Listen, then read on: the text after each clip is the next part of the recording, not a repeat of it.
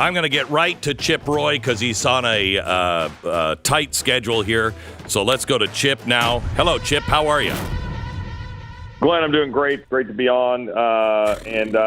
Yeah, I'm on a tight schedule because we got to go fight to try to stop this thing. But happy to be on the show. Yeah. So I really think that Speaker McCarthy has just given the nomination to Donald Trump for any of these weasels who are like, I don't want Donald Trump because he's an extremist. You just gave him the nomination, in my opinion.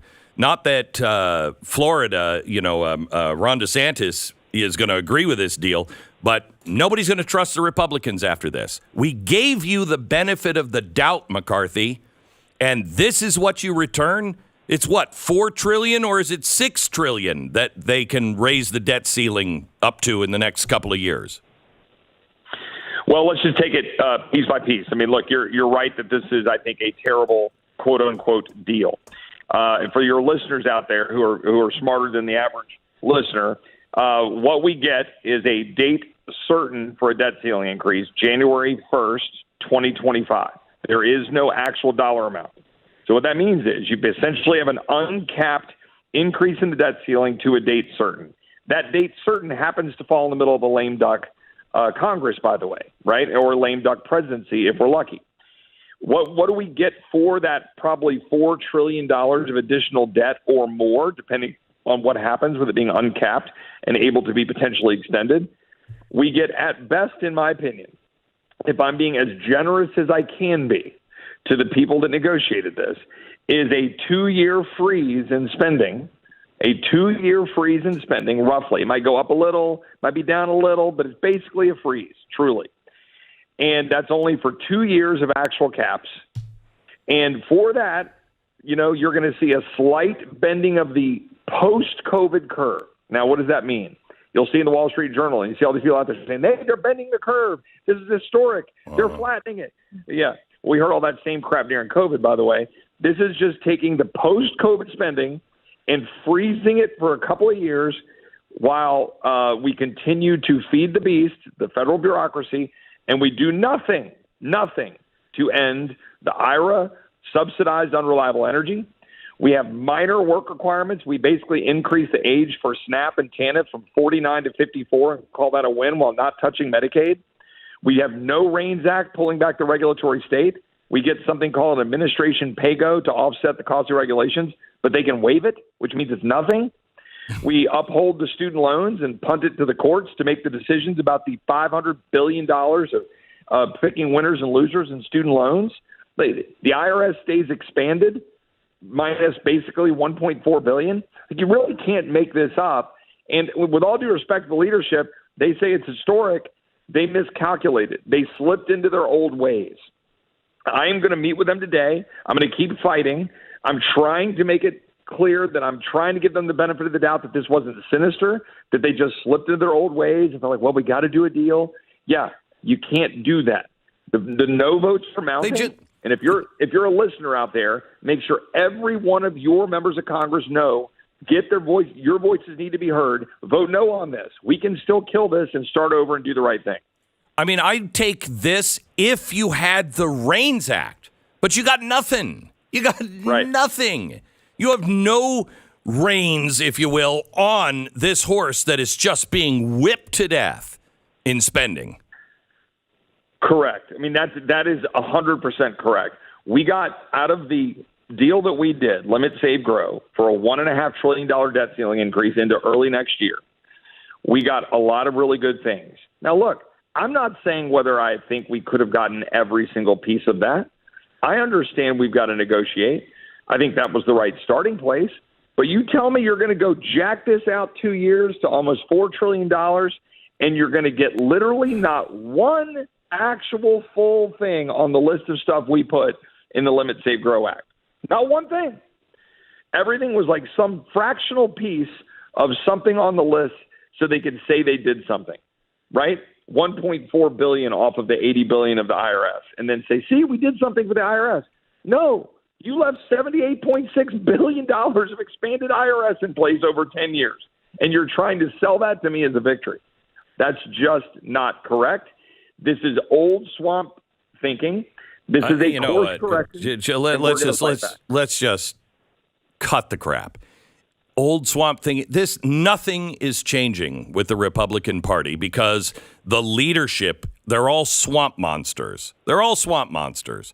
And until those swamp monsters are put back out to pasture, you're not going to have anything change. You're not. You have a lot of good Republicans like you that have come up and they actually mean what they say and say what they mean. But until those swamp monsters are taken out and let them go to their nursing homes, nothing's going to change. I don't know why we should give them the benefit of the doubt that, we made a mistake. What? You had everything going for you. Everything.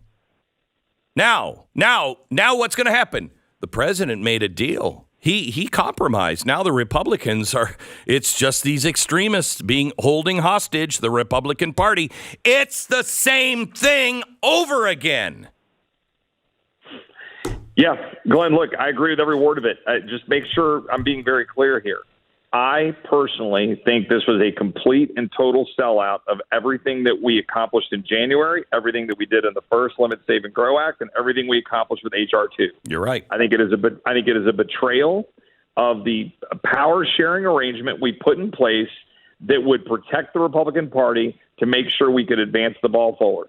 We are not blind to the fact that we have to figure out how to get 218 votes. We understand that's hard. We had a process that was working. That process was completely abandoned last week. The deal was cut, and that was a betrayal of the agreement that we had reached in order to create something that we thought would work. That's what I'm getting at. So I'm going to try to fix that today. If I cannot, in the Rules Committee, when I go fight this in the Rules Committee, if I can't kill it, if we can't kill it on the floor tomorrow, then we're going to have to then regroup and figure out the whole leadership arrangement again.